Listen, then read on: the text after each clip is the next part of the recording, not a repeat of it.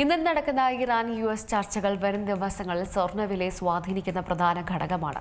ചർച്ചകൾക്കൊടുവിൽ സമാധാനപരമായ ഒരു പരിഹാരം ഉണ്ടായില്ലെങ്കിൽ സ്വർണ്ണവില വീണ്ടും ഉയരുന്നത് കാരണമാകുമെന്നാണ് പറയുന്നത്. സംസ്ഥാനത്തെ സ്വർണ്ണവിലയിൽ ഇന്ന് നേരിയ ഇടിവാണ് രേഖപ്പെടുത്തിയിട്ടുള്ളത്. ഗ്രാമിന് 20 രൂപയും പവന് 160 രൂപയും കുറഞ്ഞിട്ടുണ്ട്. ഇതോടെ 1,18,560 രൂപയിലാണ് ഇന്ന് സ്വർണ്ണ വ്യാപാരം ആരംഭിച്ചത്.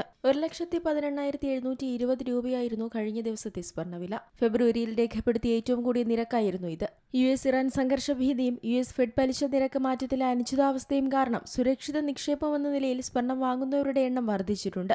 മാത്രമല്ല, ട്രംപിന്റെ പുതിയ തീരുവ നീക്കങ്ങളും നിക്ഷേപകരെ സ്വാധീനിച്ചു. ഇതാണ് വില വർധനവിനുള്ള പ്രധാന കാരണം. സ്പോട്ട് ഗോൾഡ് വില 0.3% ഉയർന്ന് ഔൺസിന് $5,183.85 US ഗോൾഡ് ഫ്യൂച്ചർ നിരക്ക് 0.5% ഉയർന്ന് $5,200 എത്തി. ഡോളർ ദുർബലമാവുന്നത് അന്താരാഷ്ട്ര വിപണിയിൽ സ്വർണ്ണവിലയെ സ്വാധീനിച്ചിട്ടുണ്ട്. ഇന്ന് നടക്കുന്ന ഇറാൻ-US ചർച്ചകളാവും വരും ദിവസങ്ങളിൽ സ്വർണ്ണവിലയെ സ്വാധീനിക്കാൻ പോകുന്ന പ്രധാന ഘടകം. ചർച്ചകൾക്കൊടുവിൽ സമാധാനപരമായൊരു പരിഹാരം ഉണ്ടായില്ലെങ്കിൽ അത് വലിയ രീതിയിൽ സ്വർണ്ണവില ഉയരുന്നതിലേക്ക് നയിച്ചേക്കുമെന്നാണ് ഉയരുന്ന ആശങ്ക.